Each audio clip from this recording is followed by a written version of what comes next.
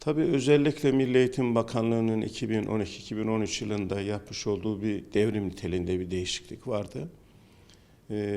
Özellikle 4+4+4 sistemine geçildi. Bu sistemde de en önemli argümanlardan birisi de çocuklarımızın istedikleri dersleri seçmeleriydi. En önemli konulardan birisi ortaokullarda, liselerde isteyen öğrencilerin velilerin istekleri doğrultusunda Kur'an-ı Kerim, siyer, Peygamber Aleyhisselatü Vesselam'ın hayatı ve temel dini bilgiler olarak dersler seçmeleri. Bunun yanında da tabii 10'a yakın ders var. Bu sene zaten bakanlık yayınladı. 10 seçmeli ders üzerinden seçimler yapılacak. Ve özellikle de bir dersten 10 öğrenci seçim yapılmışsa o ders ne olarak seçilmiş olacak. Milli Eğitim Bakanlığı içerisinde çalışan bazı öğretmen arkadaşlarımızın, idareci arkadaşlarımızın ideolojik yaklaşımları sonucunda seçmeli derslerin organize edilerek bilinçli bir şekilde belli bir yöne kaydırıldığını biz biliyoruz. Ya bu şikayetleri de velilerden alıyoruz. Nasıl oluyor? Mesela geliyor veli, ben diyor ki çocuğuma 6. sınıfta, 7. sınıfta ortaokulda Kur'an-ı Kerim dersi seçmesini istiyorum. İdareci oradaki görevli arkadaş ne diyor? Biz diyor paket yaptık, seçmeli ders, 5 tane ders var önüne koyuyor. Bundan öğretmen olmadığı için, yer olmadığı için biz Kur'an-ı Kerim seçmiyoruz. Daha da ileri gittiği zaman diyor ki ya Kur'an-ı Kerim dersi TEOK sınavlarında çıkmayacak. Şurada çıkmayacak. Dolayısıyla matematik, fen, İngilizce bunlar çıkacak. Çocuğa daha faydalı olur. Sen bu dersleri seç gibi bir yönlendirme içerisine giriyor. Bu tamamen yanlış. Çünkü bu tamamen velinin isteği doğrultusunda ben kardeşim bunu okutmak istiyorum çocuğuma dediği zaman devlet bunun önünü açıyor. İktidar bunun önünü açıyor. Siz de bunu ne yapacaksınız? Ortaya koyacaksınız. Şimdi bu hafta 2017-18 öğretim yılında uzatıldı.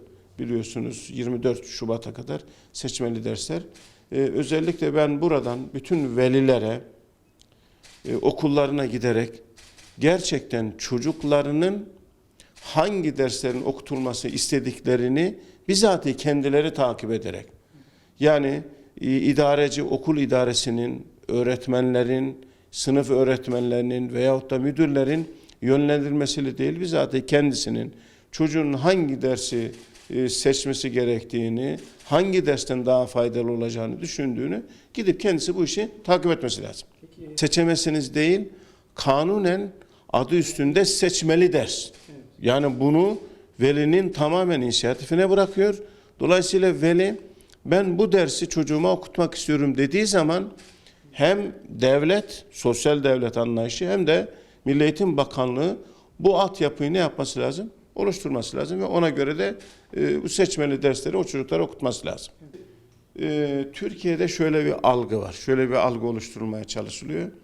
Ya işte seçmeli dersler, onlarca ders var.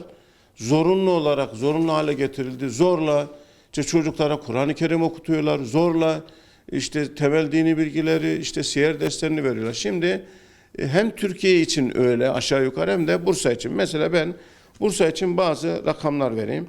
Tabii burada özel okullar var, resmi okullar var. Özel okulları ben katmadan bu işin içerisine sadece matematik uygulamaları mesela resmi okullarımızda Bursa'da 78.341 öğrenci seçmiş.